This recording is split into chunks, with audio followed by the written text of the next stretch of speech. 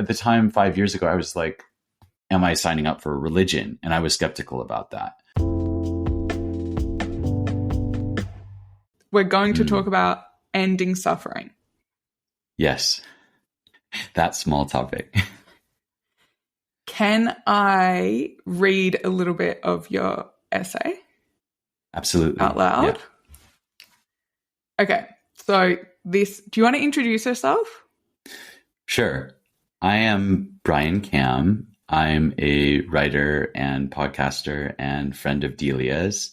I live in London, and I am interested in philosophy, and in particular, the kind of comparisons and contrasts between Eastern and Western philosophy. So recently I've written a sort of essay on a topic within Buddhism, which I'm going to eventually try to connect to some things in Western philosophy. But right now it's just like, what is this thing called dependent origination?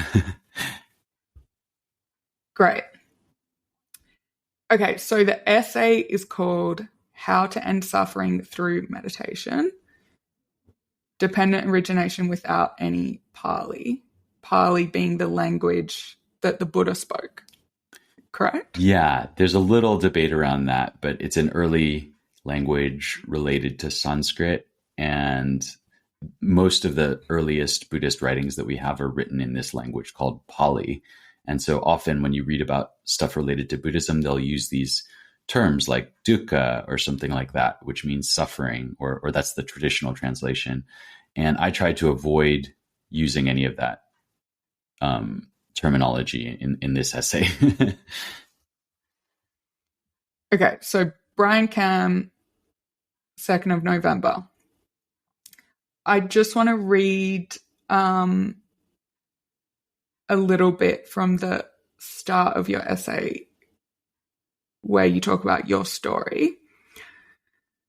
So in late 2016, I was deeply depressed. I had hit one of my rock bottoms and it was touch and go whether I'd make it through. My partner said I had to get help, if not for my sake, then for hers. This reframed the problem for me. I told her I was willing to try anything. I was lucky enough to be able to see a psychiatrist. She made several helpful suggestions, and she also asked whether I had ever tried meditation. I said no. I knew nothing about meditation, so little in fact that her suggestion surprised me a little. It had never occurred to me that meditation had anything to do with happiness. I asked her how it worked. Because I was curious about it, and I'll admit a little suspicious of Buddhism, you started learning about Buddhism and you found that you could immediately relate to several of the Buddha's core assertions. In particular, I readily assented to the notion that life is suffering and that the cause of suffering is desire. I didn't go nuts with meditation at first. I stuck out at 10 to 20 minutes a day. Over time, I read books about meditation. I had increasingly positive experiences. I became more interested. Eventually, you went on meditation retreats, including 3-day retreat in Suffolk in the UK, and then a 10-day silent retreat in California near Joshua Tree. This is, and then those retreats and experiences seem to make a permanent improvement to my outlook on life. At least I can say that I'm never as unhappy as I was before I did those retreats now 4 years ago. Okay, this is so cool because you're coming at this from a place where you're like, what even is meditation? Can it actually do anything? And also being skeptical on Buddhism, which I think, but then you're saying you've tried these things and it's helped you.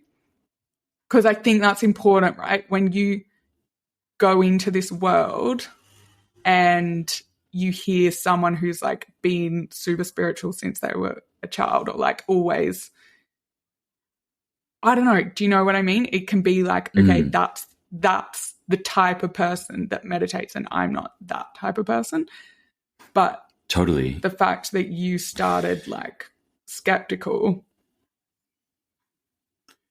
Yeah, it's interesting because I was skeptical. I just didn't know what I was getting into. And so I kind of took a course. Well, just to say clearly, like I started with Headspace, which is just one of these apps. There's actually loads of different ones. Now I use Insight Timer, but there's a bunch of different ones where you can just kind of start meditating.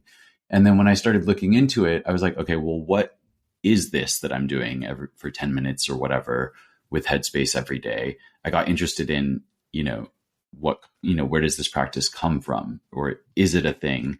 And then the more I looked into Headspace, the more it was like, yeah, Headspace uses Buddhist meditation, even though it doesn't really use the terminology. So it's kind of like secular-ish Buddhism. And I was like, okay, well, what does that mean? Is Buddhism a quote unquote religion? Like I am aware of, Christianity, I was raised Catholic. Is it like that? The answer is complicated. It's actually, I would say more like the answer is no today than I did at the time. But I was still, at the time 5 years ago, I was like, am I signing up for a religion? And I was skeptical about that. And I think a lot of people were coming to that same question, including Robert Wright, who he eventually wrote a book called Why Buddhism is True, which I quite enjoyed. But at the time he was doing a course just on Coursera. I think it was like a free course about what are the central sort of assertions of Buddhism. And so that included things like the Four Noble Truths, the Eightfold Noble Path. These are concepts within Buddhism, which I don't have a huge mastery of, but could talk a little bit about if you're interested. I want to read that book. Yeah, it's good. I might even have it here. What does he talk about in it? So he comes from he comes at the question from like a relatively, I would say, Theravada kind of perspective. Oh yeah, I do want to ask, like, should I be avoiding Pali in this conversation, or should okay. Yes, this is why I was going to say the essay. It's perfect how you're like, we're talking about this, but we're not using any terminology so anyone can understand. And I think that's the best thing for the audience. And that's what I was also saying. That was my point that I didn't really explain, that I think hopefully there are people coming to this podcast who are like, I've been struggling with something. There are people on here being vulnerable and being open about their stories. I'm being open about, whatever I'm dealing with. And then to hear from someone who's saying, not in a preachy way, but saying like, I was new to this as well, and it turned out it really helped me. And that you're not like, you're not this preachy person. Like, you're still like, yep, life is still difficult. Like, I still have to deal with, it's not some like magical, you haven't like joined a cult and now you're like, living in Californian desert, running around. Well, it is interesting. Yeah, this is something I've thought about, because sometimes when you have these transformative experiences, whether it's, a spiritual one or through psychedelics or, even with exercise and things like that, people seem to become very evangelical. And it does seem to be like a kind of phase that at least, like I had a period where I was like, oh my gosh, meditation is the best thing ever. Like it totally helped me. And not like I was like really preachy, like you must do it, but I was like really excited to talk about it a lot. And to some degree that phase is, I wouldn't say it's like over forever, because I do get, even recently I've gotten more interested in it again, but I definitely don't feel very prescriptive, or, if what I've been through can help other people, then I'm like super like happy to do that. But I'm not like, oh, this is the one true thing that you need to do, because, my practice has changed a lot over the years as well. So I kind of don't subscribe to that kind of view, Mm-hmm. Yeah. And so, I think that... Do you want me to talk about... The other thing...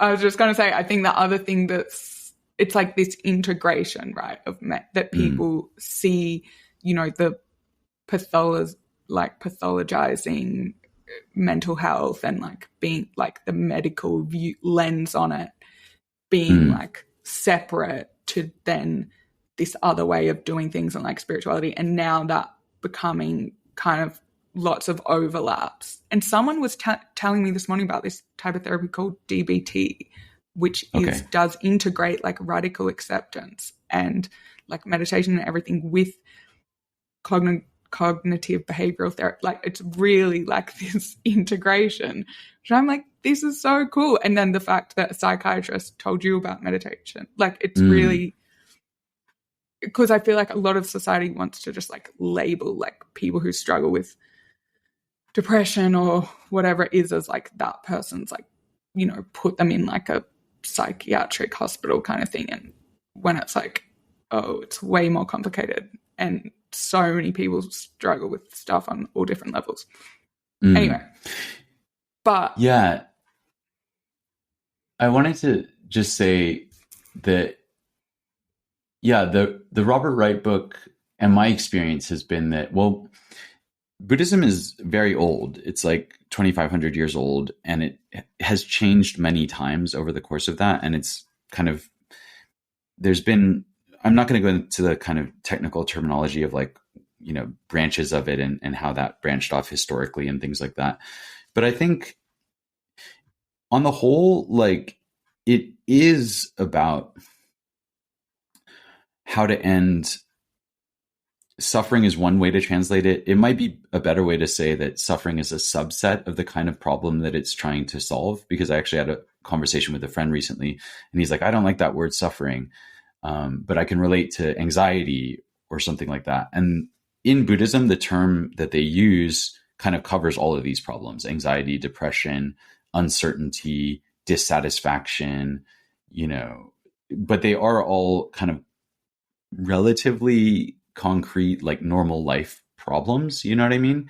And so that is what Buddhism says on the tin, at least in the early formulations of Buddhism. And like I said, it changed many times. And so what I'm saying is not representative of everyone who's ever identified as a Buddhist. And I personally don't call myself Buddhist in general, but I've gotten a huge amount from learning about Buddhism and more recently a little bit of reading of the original texts, of which there's like thousands and thousands of pages. There's not really a kind of central, I mean, there is what's called the Pali Canon, but without getting into that, there's just like a huge amount of you know, kind of material from the early days of Buddhism, and a huge amount afterwards of commentaries. So can I just read this?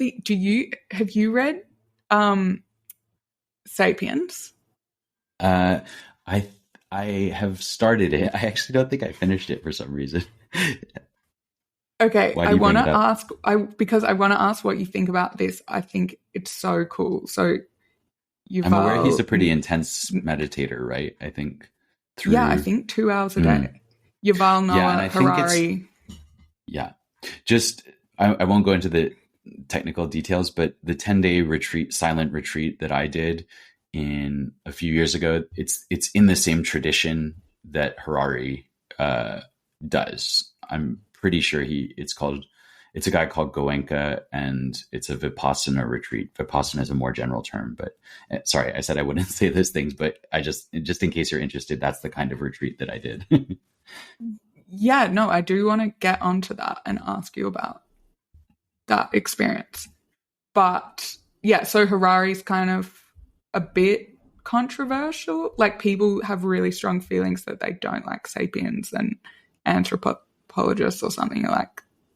Anyway, so I'm aware of all that, but I just love this bit where he says the modern age has witnessed the rise of a number of new natural law religions such as liberalism, communism, capitalism, nationalism, and Nazism. These creeds do not like to be called religions and refer to themselves as ideologies.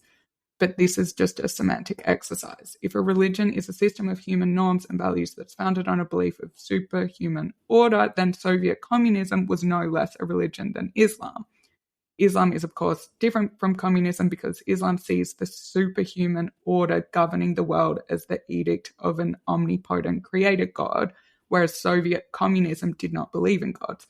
but Buddhism too gives short shrift to gods, and yet we commonly classify it as a religion. And then he goes on to compare, like Buddhists, communists believed in a superhuman order of natural and immutable laws that should guide human actions, whereas Buddhists believed that the law of nature was discovered by Siddhartha. How do you say his surname? Gautama. Gautama. Communists believe that the law of nature was discovered by Karl Marx. But it's really cool. He just goes on to compare. And it's basically saying if you're going to say Buddhism is a religion, then communism is also a religion. Otherwise, if it's an ideology, then they're both Buddhism ideologies. is also Which Yeah, I thought was really cool.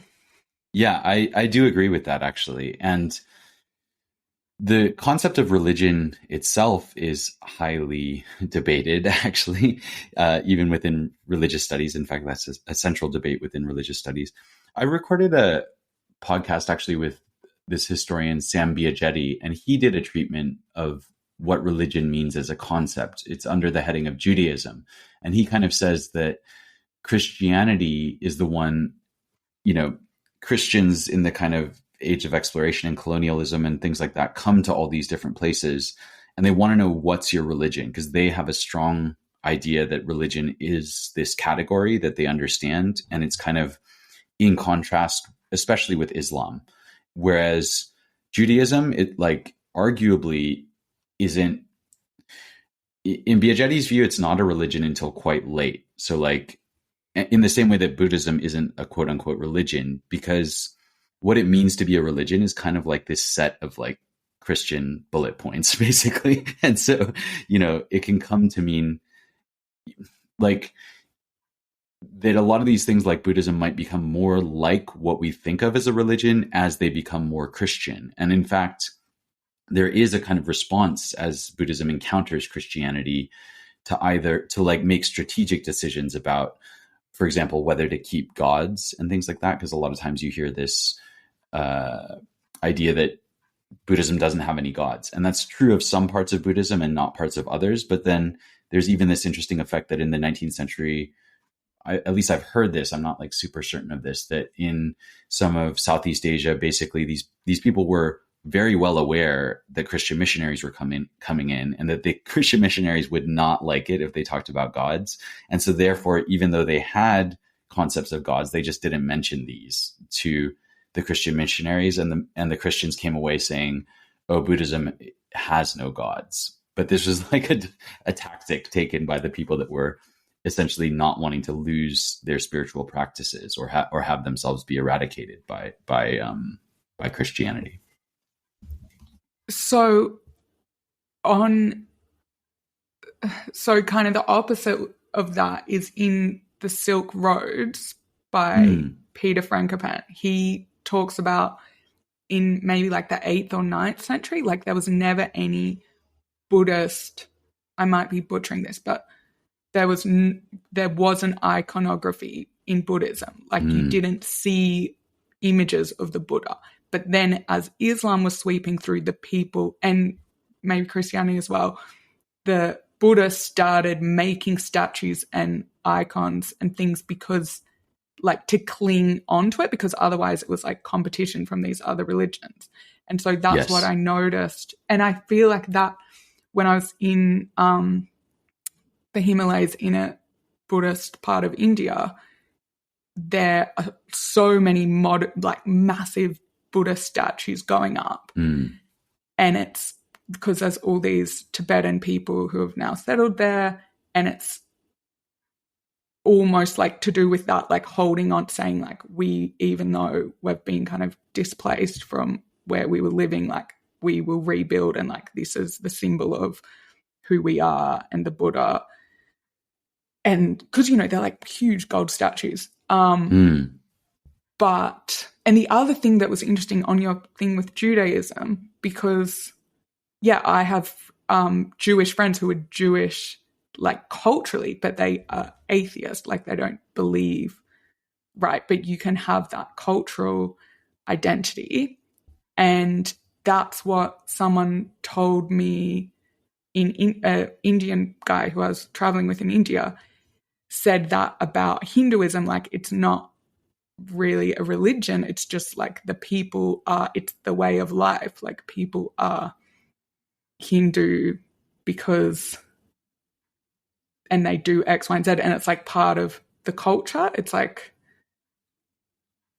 and that's what I want like Catholicism to be to me, or that's how I feel like Catholicism is to me. It's like, what does that mean? It's a cultural thing. It means I eat hot cross buns when it's, although you don't have hot cross buns in the US, but you know what I mean. It's like these little things that I like, oh, like at Lent, I do something. And it's less about do I, you know, I don't know. I think that's a way healthier way to be. Yeah, I agree. And this is very close to a lot of my interests. And I think within Buddhism, yeah, I've read, again, I've started but not finished Silk Roads. And I know exactly the passage that you're Same. talking about where the, yeah, it's quite long, isn't it?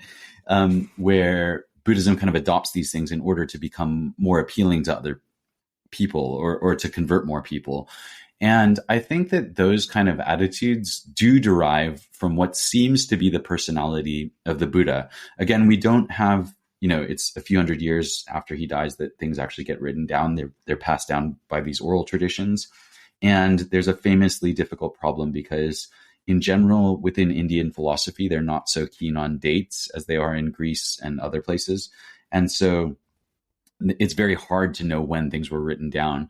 But it seems like the Buddha himself, as far as I'm aware, and I'm just someone who's read a bunch of books. I've never had a kind of formal training, like I neither have an academic background nor do I belong to any Buddhist lineage or anything like that. I'm just interested. But the Buddha himself has this concept called expedient means, which is basically what I'm going to tell you in like a lesson or something like that is what's going to be useful to you at this moment rather than something that's going to be eternally true. And so he was willing to kind of use different conceptual framings at different times if that was going to be useful for the person that he was talking to.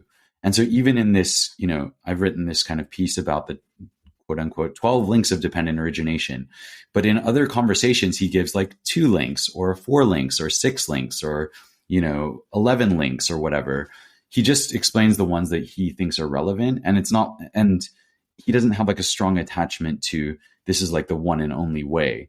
And I think that's in contrast to kind of Christianity, at least my experience of Christianity is much more dogmatic, I think. And it's kind of interesting that Buddhism doesn't have a strong attachment to those kind of concepts. And it might make it possible to say, oh, seems like everyone benefits from statues, so we'll just have statues. And then it's like, okay, seems like people are no longer interested in gods, so we just won't do gods, and if that kind of works as for the goal of Buddhism, which again, there's many, many different parts of Buddhism, but in general, you can categorize the goals as either enlightenment, which is kind of to end suffering for yourself, or there's a large section of Buddhism that has this other ideal, which is about helping others. So it's kind of like foregoing the solo path of enlightenment in order to maximally benefit other people, something like that. Those are, I would say, 2 pretty central doctrines within Buddhism. Yeah. And it was interesting in India because I found it was that same idea where I kind of had this view that it's like Buddhism isn't a religion, it's a way of living and thinking that everyone should, like similar to Stoicism. It's like this is like a really helpful framework to live by that is accessible to everyone, and it's not about going to a temple and it's not about worshipping a statue. And then the monks or former monks or whoever that I met there had the same like message that I thought was really cool, that they're like, yeah, the Buddha always said like Buddhism, it's not found in the temples, it's like within you and it's like accessible to everyone. It's not about like abandoning your religion and joining this. But then people on the outside, like some people would be like, oh no, I'm not, because I would go to these temples and be like, do you want to come or whatever? Some people would be like, oh no, that's not my religion, but it's like, no, but Mm. everyone's welcome and it's not a religion. Mm. Yeah, that's really fascinating.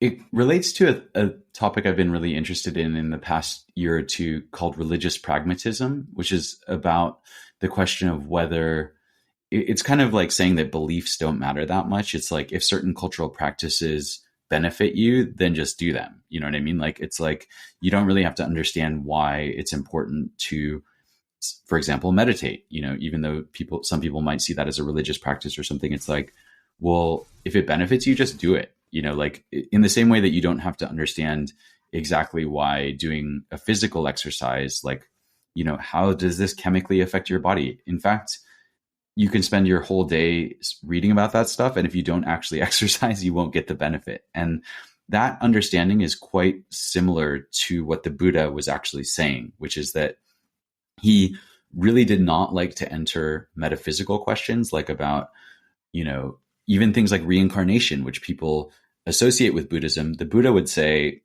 he just would refuse to answer questions like, is there a soul? Is there not a soul? And he would just refuse to answer, you know, is the universe infinite or is it not infinite? And he would just be like, he would often say, I'm only interested in suffering and the end of suffering.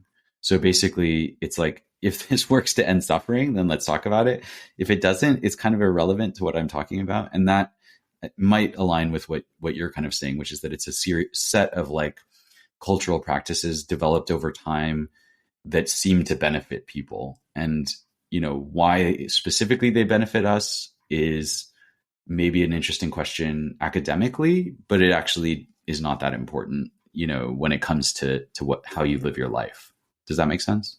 Yes. Yeah, it's like sunlight, right? It's like we know being in the sun makes us feel good, but it's not like, it's like, oh my God, those people worship the sun like they're some weird cult. Or like, I'm going to read tons of books about sunlight. Like, you can do that. And I'm interested in that to some extent. And some people are really interested and want to get into all the like how it affects your physiology or whatever. But other people, like, we just know that it makes us feel good.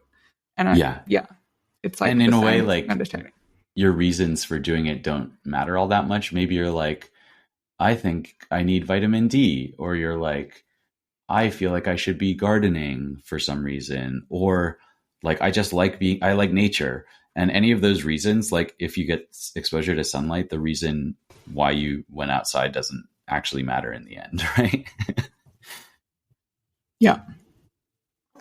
Okay, so in the essay, you go through dependent origination, and you the example you use is about a text from a friend, like an upsetting text from a friend, and how that can cause a disruption that then results in suffering, and then how you can unpack that. But can we take my squirrel example through dependent origination? Yes. Should I say like just one or two sentences about what dependent origination is? Yes, Because it please sounds do. like a kind of scary term. And where the name comes from as well. So I will try hard not to use any poly terminology. It's so it's one of the core doctrines of Buddhism, and it's in the understanding that I'm using, it's about a very fast set of things that go off that lead you to suffer in the moment. So it's like lightning fast, and it causes you to suffer. So in your example, I'll give your example and then you can correct me if I'm wrong. The squirrels are making noise on your roof. Is that right? And then it just drives you Like nuts. You're just like, oh my roof. God, it's in the roof. Oh my, they're in your roof? Wow. Are there's like tunnels in your roof, or are they getting into the roof? I guess through the gutter. It's a mystery. The pest man has been here 5 times and can't get rid of them. Wow. And yeah, it's constant. They make constant noise during the night, like 3 a.m. last night. I was awake. It's like unbearable. Okay. That's the situation. So dependent origination would say, and how does it come to be named that? It's basically saying that everything, it's a little hard to describe, because it's not a causal relationship. It's not like one thing causes another, but that there, in order for you to be suffering, there are all these dependencies. So something has happened. It's like a bunch of dependencies have been met in order for this situation to occur. And so I know that doesn't sound super clear, but that's where dependent origination or dependent arising comes from. So like, let's talk in this case about your suffering, like the suffering caused by these squirrels arises, right? But in order for it to arise, a bunch of dependencies or conditions must have been met previously in order for you to be in this state. And so, yeah, does that make sense? Yes. So should we go through them? Because one of them that makes immediate sense is, for me, and will make sense to everyone, hopefully, for me to be suffering, yes, by virtue of these squirrels making noise, there's a requirement that I can hear them. So if I was deaf, the suffering would not exist, right? These squirrels would have no effect on my life because... Yes. Yeah. So, I mean, unless they start tearing up the they're doing something in that. They are like making insane noise. So maybe they're like unwiring my house. Maybe you would find it out in another way. Yes. So the process, the way that I'm using dependent origination is to look at this specific situation and go back through this kind of chain, which is not, again, it's not like a claim that there are these 12 causal links and you have to follow them in a line or something. It's more like a mnemonic device, like a way of remembering things to look at. So in this case, because you're suffering, we'll say that you're already in the last state, which is this, it's old age, suffering, and death, basically, which is that a self has arisen, which is like now unhappy, right? So you've got this self view, which is like, you could summarize it as like, these squirrels are driving me nuts or something like that. And so then because it has this me sense in it, there's a self identity where you're like, something is happening to me, or I am unhappy with this thing. And so that's the kind of self view that is the end of a cycle of dependent origination. I feel personally victimized by the squirrels. Yes. Yeah. I am a victim of squirreldom or whatever.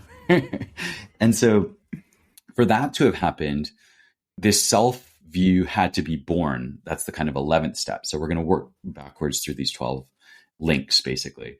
So in order for that to be, and the birth thing is like a coming into being of a self view. So you can sometimes kind of feel it, which is like, it's a little hard to describe, but once you're suffering, and again, we should distinguish here pain from suffering, right? So like you can have pain where like you hear a noise and it doesn't cause suffering, right? Like let's say you're in someone else's house and you heard a similar sounding noise, like it sounded almost exactly the same as the squirrels here, but it's not your house and you're not thinking about squirrels or whatever. And so it just doesn't trigger the same self view to arise, right? You're just like, oh, I think I might have heard something. Whereas in your house, you're super sensitized to it, right? You're like, every time you hear it, it kicks off this whole story. And I think this is like the story element is really important too. So I am a victim of squirrels. It's like that is now, you're now a suffering victim by the time you've got that story going. And so in order for that to have been generated, you had to kind of like identify it and it has to come together. And I think that's the birth element, which is like the 11th kind of link in this chain. Preceding that is an urge to become, like an urge to make something of it. And I think, one example would be like, you've actually told me about this before. And so that's probably a manifestation of, I want that I'm bringing this into the world, right? Because there might be a lot of other, for example, there's an almost infinite number of things going on all the time, right? Like I can see you've got a plant behind you, like you're not like, you don't have a story about the plant, or maybe you do have a story about the plant, but you know what I mean? There's lots of things. Yeah, my ex-boyfriend gave it to me.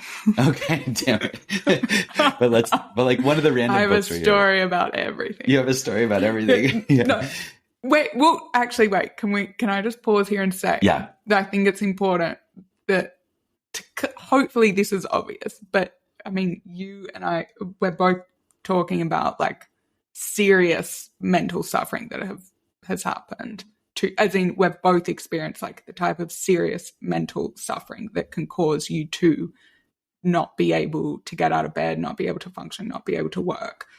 Right. So it's like Yes. we are just using this trivial example, to highlight how this process works. And to make it accessible, like you don't have to be like suffering on a major like level. We all suffer, every single human experiences some form of suffering. And so this is just like a trivial example that anyone could experience. But then is the idea that you can apply this to like major suffering as well. Yeah, absolutely. And so the understanding that I'm using right now is that by navigating the dependent origination in this small example of, let's say, like getting an annoying text, that actually gives you insights for the bigger stories. Like you could have a story like, I hate myself and want to die. And I've had that story before, and in the Buddhist understanding, and again, the Buddhist teaching is not about like lecturing you and giving and telling you what's true and what's not. It's more like an invitation to investigate whether something is true or not. And so what they're saying is, here's how we see it. And like, you can go and like do your own meditation and figure out whether this is true for you or not. And the reason I keep doing it is because usually it seems to actually do something and like help, basically. So again, back to that pragmatist kind of view. So urge to become, those are a little abstract. And a lot of times I won't get into the debate about what dependent origination means, but let's just go back from there, I think. So you've got this urge to make a story out of it, or an urge to bring it into the world. And that's the kind of 10th step. And in the 9th step, going back, now we're testing my memory, you've got clinging or attachment. Yeah. Grasping. So like grasping. I was going to say, this is really impressive if you remember all 12 steps by heart, but I do have them in front of me as well. Okay, well, we'll see how I get on, and I might need to ask you for help. So clinging, you're clinging to a story, or you're clinging to a state. So like, let's say you have this notion that before the squirrels, you were at peace or something like that. And you're clinging to that kind of earlier story.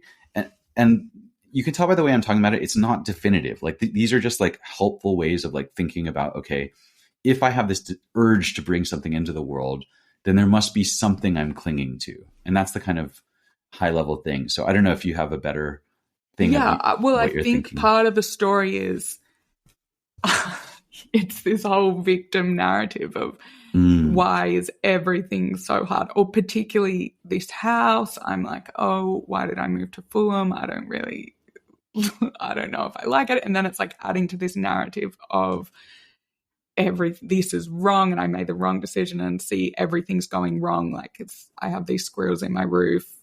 Like everything bad happens to me. Yeah, it's that. And it's like holding onto that narrative instead of being like, cool, like my life's so great. Isn't it beautiful that I have nature all around me? My squirrel friends nearby.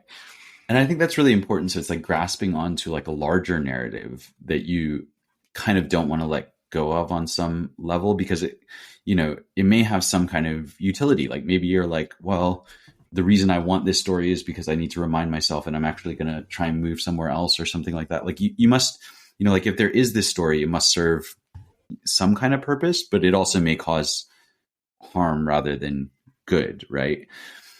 And so for the grasping to arise, there has to be some kind of craving. And so it's almost, I think of like clinging as being like kind of stabilized craving. So like, I don't know, like, if I just am like, oh, I want to go skydiving for like 1 second, and then that feeling passes, you could say maybe I had like a craving, but it's like, there's not this grasping element to it. Whereas okay, right now I've got all kinds of technological problems as you've experienced this morning. And it's like, I really need a laptop to like that functions basically. And so I'm clinging to that story of like, this is going to solve my problem. Once I get that laptop, then I'll be okay somehow, and so there's that, you see, there's like a kind of, there's the initial desire and then there's the kind of stabilizing into a story or the urge to stabilize into a story. I don't know. So in this case, So what do you yeah, think? Yeah, go on. craving, thirst, or desire. Oh, I guess maybe the craving is I want everything to be perfect. I want to have the perfect living situation. Yeah. Or you just want to be not disturbed. That's like within the kind of Buddhist framework, it's like usually you're clinging to something that's like, or you're craving for something that you desire, or you're craving to be rid of something that you don't want. And so in this case, it might be, you could see it either way. I guess they're kind of like inverse of each other, but like you're craving for peace, or you're craving for like a better living situation, or you're craving for the end of like the annoying parts of the living situation that you're in. Right. Mm-hmm. Yeah, I was thinking about, I heard Jordan Peterson say once, like, it's a miracle. Like, we have so much to be grateful for if you get 8 hours of undisturbed sleep. Like, that is a miracle if you can, like, all the chaos that goes on in the world, like, all the, and, people don't have this who are in war-torn regions or whatever, or are victims of whatever kind of abuse, and who are tormented and cannot have 8 hours. But if you have a period of silence and darkness where you can sleep in safety for 8 hours, like, that is crazy, right? That's like a miracle. And you should be so grateful for that. Anyway, so then I'm lying there like, I don't have the 8 hours. My undisturbed. These squirrels are terrorizing me. Yeah. Yeah. And so then the craving, in order for that to arise, there has to be a sensation, or like it's really like a feeling tone. So like a positive or negative feeling. I think it's fair to say in this case, it's going to be a negative feeling. Because, yeah, you use the example where it can be positive. What was your positive example? I can't remember in the article, but anything that in this case, it's like, I want a new laptop and that's going to solve all my problems. And so in that case, it's like, maybe actually in that case, the Vedana is probably still not, sorry, the feeling tone is still not positive. But let's say like, I don't know, Oh, yeah. No, you have the notebook example. You really love a notebook. If you lose the notebook, it will lead to suffering. Because, yeah, you have something that you love. Yes. Or you can just think of addictions. You tried this food, it was really good, then you want it again, and so that positive feeling can become craving as well. Just food cravings, or, drugs or sex or anything like that, And so, or relationships, or attention, or getting likes on a tweet or something like that. It feels good at the time, and then you're like, I want more though. And so in your case, the negative sound, so that right now, I think it's probably fair to say that when you hear that noise, it comes in as negative. So by the time you're aware that you're hearing something, you also have this, like, I don't know, how would you describe it? Like anger, annoyance, or? Yeah, frustration, anger. It drives me crazy. Also, now I'm feeling all this guilt because I'm like so aware that there are people who are having to shelter from being bombed, like in Ukraine right now. And probably, yeah, there's lots of places in the world where conflict's going on. And then I'm complaining about this trivial thing, and now I feel like I need to just practice gratitude. But then it's like, it's really hard to sleep and I don't know what to do. Okay. But I think this is important because it's absolutely not, I'm not trying to say that, all suffering is created equal or something like that. But I think it's an important insight into the mind that we can produce suffering regardless of circumstance, right? So we can have, and you see this just by the way different people react to different things, right? Which is that two people in the same objectively terrible situation, one might be suffering miserably, the other might be like, oh, there's still a lot to be grateful for, even if that's, in prison or whatever. And Or that like could Viktor also be Frankl. yes, exactly, concentration camp. And people like, there is still this kind of difference.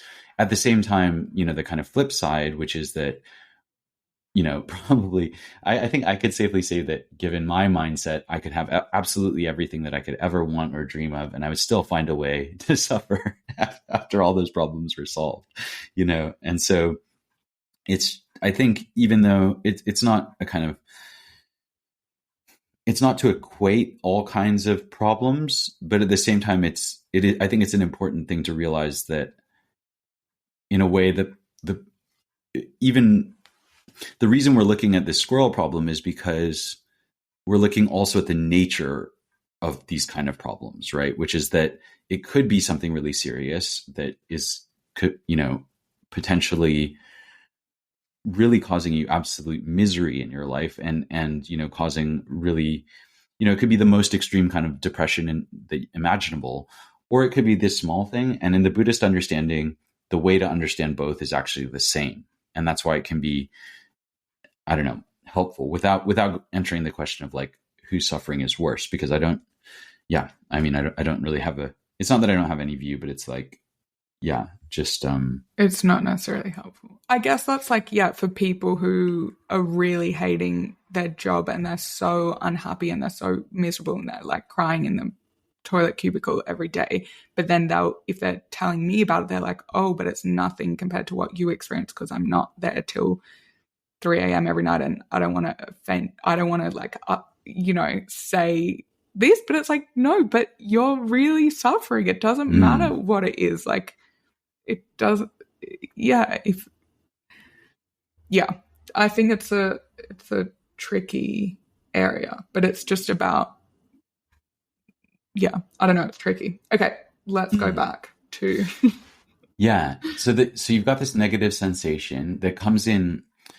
I think it's important to be, just to remind everyone how fast this is. So it is pretty much instantaneous, right? Which is that by the time you're even aware of the sound, the whole story has already kicked off, right? You're like, I'm frustrated, I'm suffering, I'm a victim. And it's not like you consciously engage in this process. It's like a lot of it is unconscious and automatic, right? And that's one of the important things about using this technique, is that it's almost like a detective work of like unpicking what must have happened. So in this case, you're kind of thinking like, well, okay, I must have had this unpleasant sensation from being disturbed by these squirrels. And then if you go a step back from that, there's what's called contact or sense contact. And so that means that there had to be a sound, right? Not only did there have to be a sound, but it had to kind of make contact with your ear, and the ear you have to be conscious at the same time. So these three things come together in one moment, and that's called contact. So, noise, ear, let's say you had earplugs in and they were not making enough noise that you could hear them through the earplugs, this couldn't happen, right? And like you said earlier, also if you're deaf, it could not happen, right? So it's just an interest. It's a point to make. It seems intellectual, but when you think about it, sometimes it helps, because you're like, oh yeah, I'm constructing this out of what is really just a noise, and you might you hear a lot of noises every day. You can probably, hear much louder ones, much more annoying ones, but they won't annoy you in this way because of this kind of complex set of interactions, right? Yes. Okay, so two things. So one, in your example with the text message, so the suffering wouldn't occur like if you couldn't see, you couldn't read the text, or if you didn't have your phone was broken, you never received the text message. And then it's like the suffering just wouldn't exist. But the noise one, I was thinking of, I read this in this really interesting essay by psychologist about choice. Mm. And it's this example about a couple who buys a house. You know, they find their dream house and they get it at this price that they can't believe, and it's amazing. And then a couple of nights in, 3 a.m., they're woken up by this freight train going past. Mm. And then they're just like furious, and they have, you know, they've got a whatever 10-year mortgage, and they stay there, and they just hate, you know, it's constant suffering.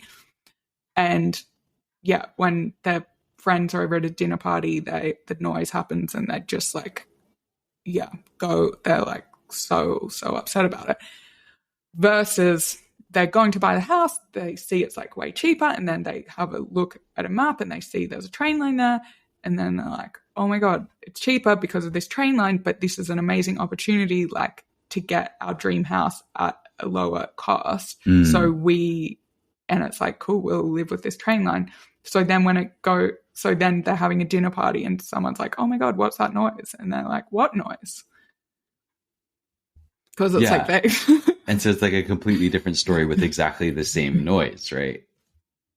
Yeah. Where one, you just get completely used to it. And so the sense contact, it has to kind of meet all these three criteria. And that one is dependent on the sense bases being open and available, sort of. And so this is sounds like it's related, but like, I guess it relates maybe to more to what we've already said, which is that you kind of have to be already hearing and you already have to be attuned to it, right? Because let's say it's the very first, like, can you remember the very first time you heard the noise? Mm-hmm. Or that you became aware of it? Mm. What was that like? Or it was like I immediately contacted the agent, being like, send someone. But did you?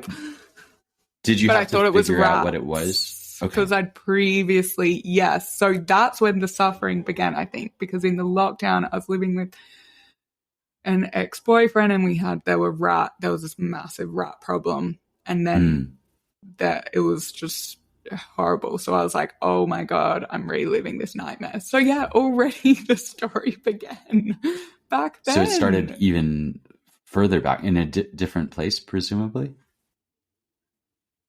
No. So that was here, but I created...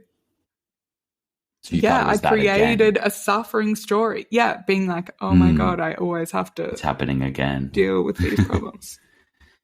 Yeah. So you were kind of already attuned to it, and you were in a way listening for it, right? Like if it's an experience that you've had before.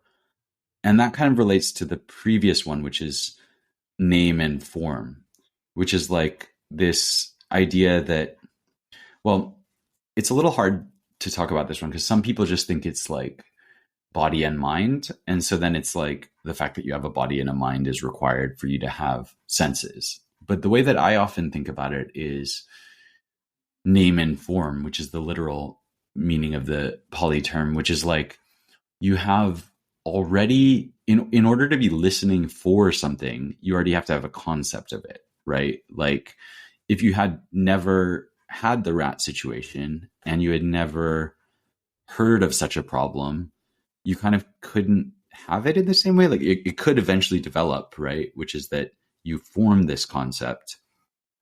But like, does that make sense? Like if you didn't have any concept that this was even possible, or, maybe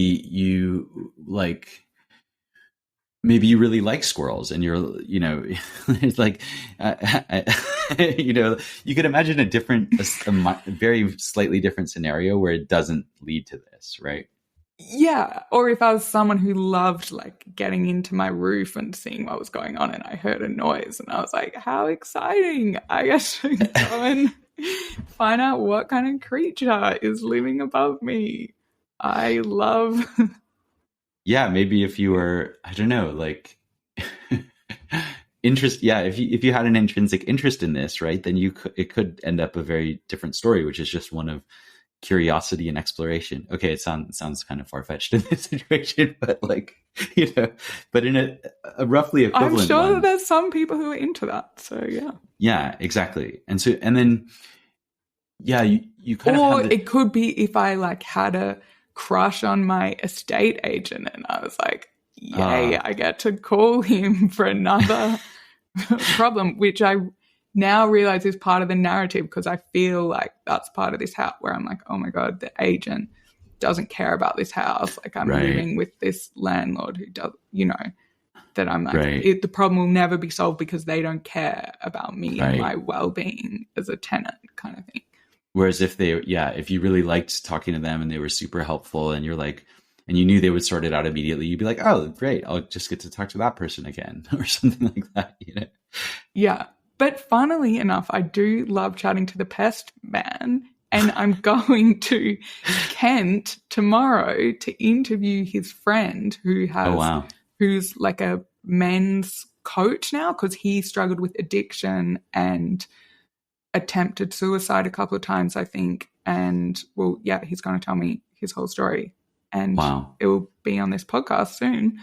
But so good has come out of this because I've formed this new relationship. Yeah, and it could be a wholly good, it might be like 10 years from now, you're just like, all you remember is that podcast and you just don't have much memory of the squirrels. You seem like you think you will have a memory of the squirrels though. No, but we're immortalizing the squirrels forever by talking about them. Yes, so we're accidentally preserving this forever. And so then the name and form, like, it's almost like you have a concept and then this is it happening again, right? Because which you already have, right? Which is like, now if you hear a noise that sounds a little bit like it, maybe it's something else, but it's matching that concept that you have. And you're like, oh, it's that thing again, And so I think name and form is kind of about that. And so, like, let's say the squirrels just overnight, like, migrated houses and you never hear from them again. But then you have some other pest problem. Let's say like butterflies keep flying in your window or something. And you're like, it's that thing again where nature is attacking me or something like that. I don't know how you'd feel about butterflies, but maybe you could have a narrative like that, where it's still matching this concept. Mm-hmm. And so the one before that would be, let's see if I can get this right, consciousness or divided consciousness. So it's like one thing becoming conscious of another. And so it's not really like in the kind of full self view version, or at least that's not how I think of it. But like, it's kind of like, let's say you're just like in a flow state or, everything's going smoothly, like you're having a good day, whatever it is, like you're kind of just doing your thing. Then there's a tendency for kind of self-view to disappear, in flow states. And so like, if everything's just going really well, you're not really conscious of external things as being problems, let's say. So if you're really in the flow of whatever it is, like exercise or I don't know, do you get flow states? And if so, how do you get a flow state? Maybe sometimes when I'm writing my newsletter. Okay. Yeah. But writing. I absolutely cannot do that with the squirrel noise going on. Yeah. Yeah. Interesting. So like writing, I find too, editing, like time just disappears. I lose a sense of self and like the time, and so during those moments, you're actually like you're definitely like, it's not that you're not conscious, but you're not like self-conscious and you're not really thinking about other things. You're kind of just like in the zone. Right. And so I think this consciousness step is like, you kind of have to be in that mode where you're like, okay, what do I need to do next? Or, of course, if you're in a flow state and you've already got this thing set up and then the sound comes in, it will break you out and it'll make you conscious and it'll kick off this whole cycle very quickly. But you could imagine a state where, like you're just in the zone and you're just doing your thing and you don't hear the noise or whatever. So it requires this almost like self-consciousness or something like that, I think is the idea behind that third link. Then the second link is formations. Sometimes they're called mental formations or volitional formations, but I've also heard them translated as concoctions or fabrications. And so this is like, it's kind of like a situational thing. And whether it's strictly true that consciousness depends on this, or whether there's a complex like interdependency, is a kind of topic in some of the suttas. But like, let's just say, in order for a story to kick off, you kind of have to be in this fabricating mode where you're ready to tell a story about something. And so sometimes I notice this when especially because I'm not that much of a morning person. So when I first wake up, like almost anything can piss me off. And since I've been doing this meditation, then like I actually notice that state. So basically, like, I'm like, for example, like I could be like, oh, I bet we're out of coffee or something like that. And it's like, I've already made up a story before I've even experienced anything. You know what I mean? Like, it's like, oh, I bet this has happened, and it's like, so for me, that's like fabricating mind. And this is like a step that's necessary for this process to kick off. Mm-hmm. Does that make sense? Yeah. So can we just go to the last step and then talk about how you break this cycle? Yeah, I know you need to leave soon. So the first and one how I feel at peace with this. No, because I feel like we need the answers. How do I make peace with the squirrel? So the first step is ignorance, which is not understanding this cycle. Like the traditional definition is that it's not understanding suffering, not understanding the causes of suffering, not understanding the way out of suffering, and not understanding the end of suffering and not understanding the way to the end of suffering. And the way to the end of suffering is, by some people's accounts, this process that I'm now describing, which is basically, if you're fully aware of how all of this stuff works, and it's not just like a conceptual understanding, like you actually have to kind of apply it and practice it, but you do this practice of unpicking each thing, then the promise is, and I guess you would have to, like, I'm doing this now to see if it works. I can report that it does seem to work, in the sense that a few months ago, there are things that would kick off this whole cycle that now I'm like, oh, I see it happening. And then I'm like, yeah, I'm not going to do that. And so this is a way to intervene, but it's not good enough just to know the concepts. You actually have to go out and do the exercise in the same way as we were describing before. Just knowing the exercise is good for you and reading books about exercise, it's not going to help you. You actually have to go out and do it at some point. And that's the same with this process. So if you're ignorant of how this all works, and you also have a tendency to stabilize things as, I have a self, I am a self, that self can be satisfied by external conditions, and that situation, if I were able to satisfy those conditions, would last. So like in your situation, it's like, I am a victim of squirrel attacks, and if this situation went away, I would be happy. And if this situation, happened, then I would be happy for a while, like indefinitely. And in Buddhism, like all three of those things are false. Like they say that you don't have a self that persists through time, or at least that you can't find one that is always the same.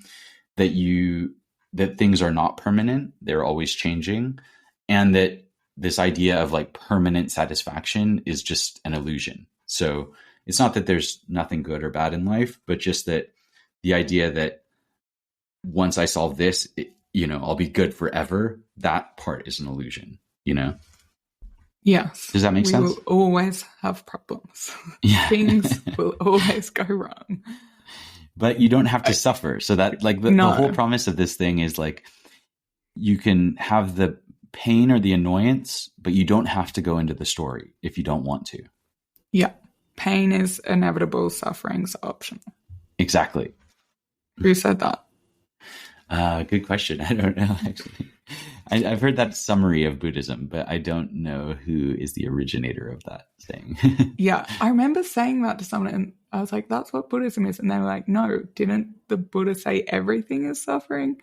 But yeah, it's the about Buddha, how you... what they might be referring to is called the Arrow Sutta. And I think I would say that you are right, that Buddhism does say that suffering is optional. Actually, that's what the Buddha would also say, is that in the kind of naive state where you're not doing this practice, then almost anything can lead to suffering. Just like we were saying, we could have unlimited wealth and all our wishes granted, but if we're still in this ignorant state, we would find a way to suffer nonetheless, right? And I think you can see that with some people who are extremely lucky in many ways, or extremely successful, or extremely wealthy, etc. That in itself does not seem to cure suffering, at least not from what I've observed. No, it's an illusion. But but people say stuff like, "Oh, if you just tell me how I can get rich immediately, then all my problems will be solved." And it's like, no, they won't. Yes, exactly. Give it a try. And that's a very Buddhist. Yeah, the Buddha would say, yeah. I mean, he was himself very wealthy and very protected from, at least in the traditional story, from seeing all these bad sides of life, and yet he still came to suffering. You know what I mean? So. Yeah. He was very privileged, as we would say, I guess. Okay, so in this example, so then we can go back through the steps. So ignorance, okay, so now I'm aware that this is the cycle. Yes. Concoctions or fabrications. So if I'm not in the state of wanting to create a story, so it's more like I'm open-minded to experience and aware, yes. And it's like anything could happen in any moment. We don't know what sounds will appear in any moment. And then divided consciousness. So I'm fully aware of what's going on. Yeah, it's a tricky one. In this case, it's like the problem occurs when you become aware of this external.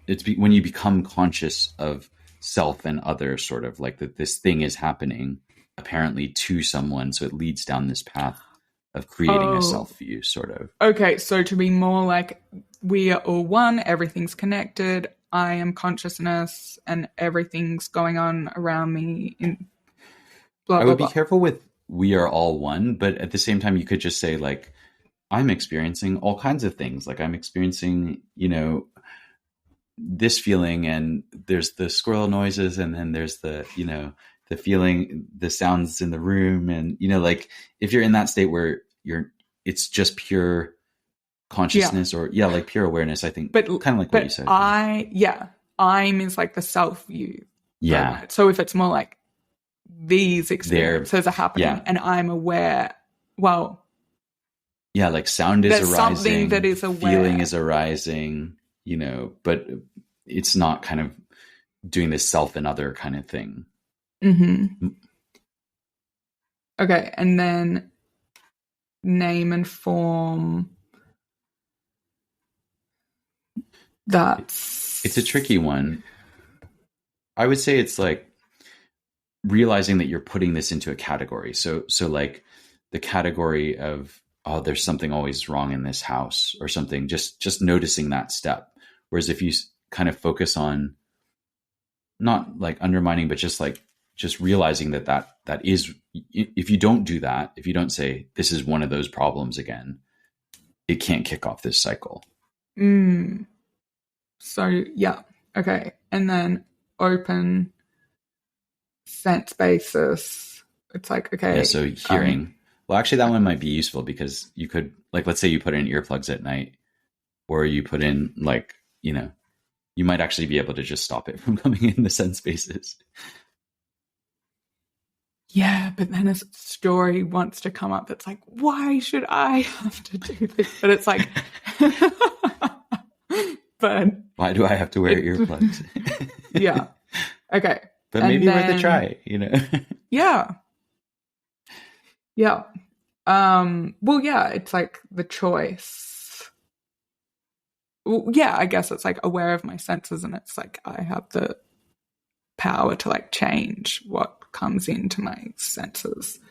Yes. And then, or you could move house, I mean, it's I'm not suggesting that's the best option, but like that would also, change the situation, right?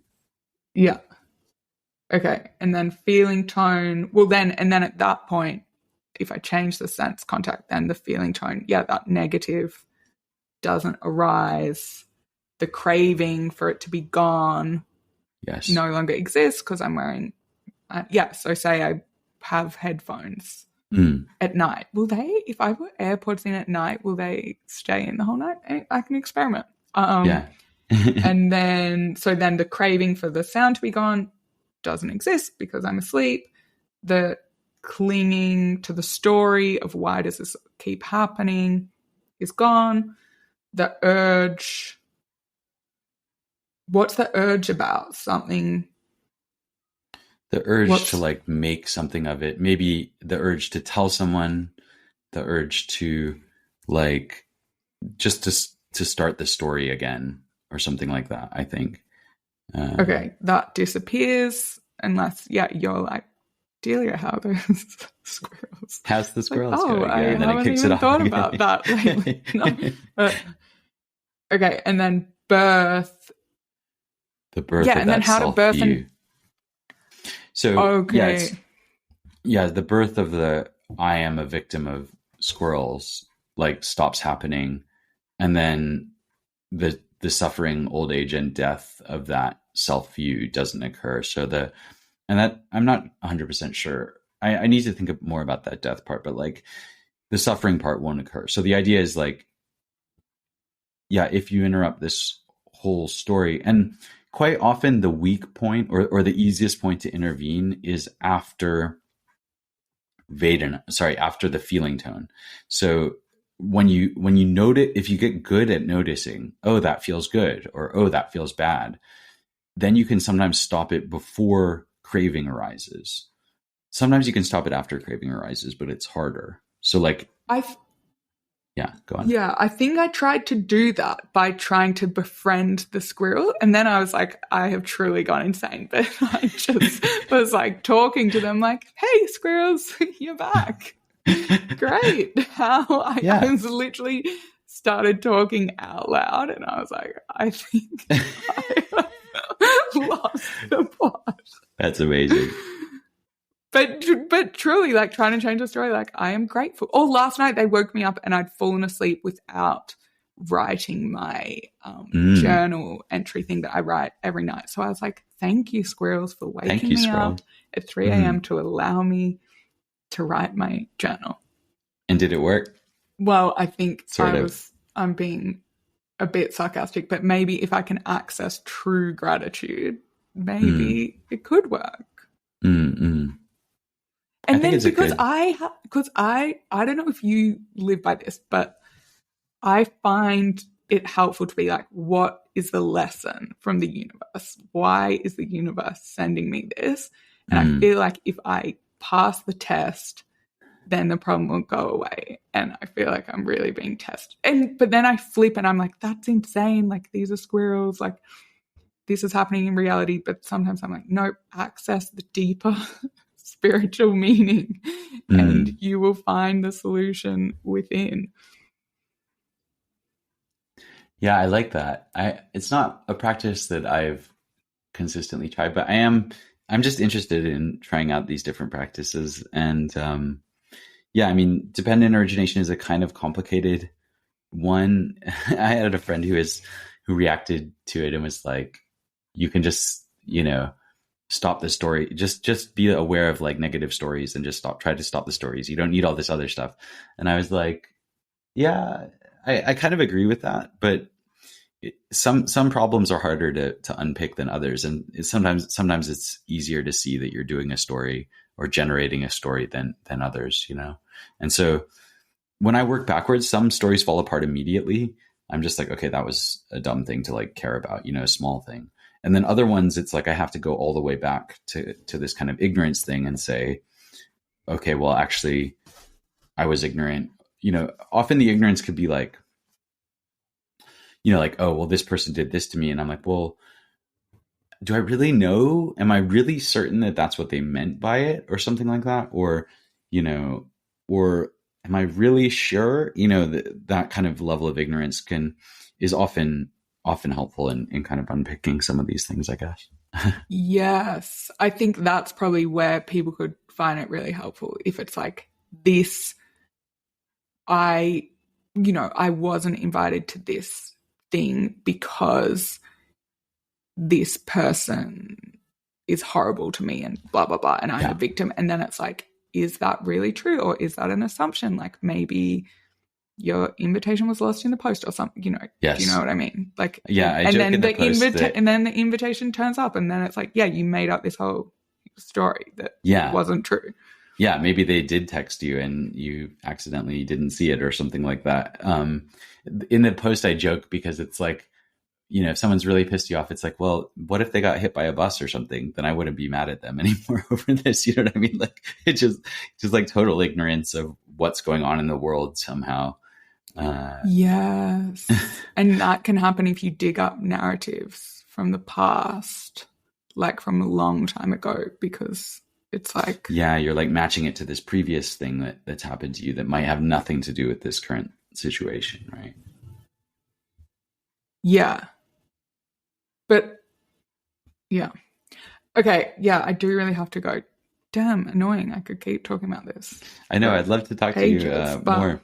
Will you put the article into the show notes? Is that how you do it? yes. Or And okay. let's do the proper sign off where you tell everyone how to find you and whatever. Okay. Yeah, I'm Bryan Kam. That's Brian with a Y, and my last name is Kam. Kilo Alpha Mike is how I say it. And so bryankam.com. I'm on Twitter if Twitter continues to exist. And I'm also on Patreon, patreon.com/Bryan Kam.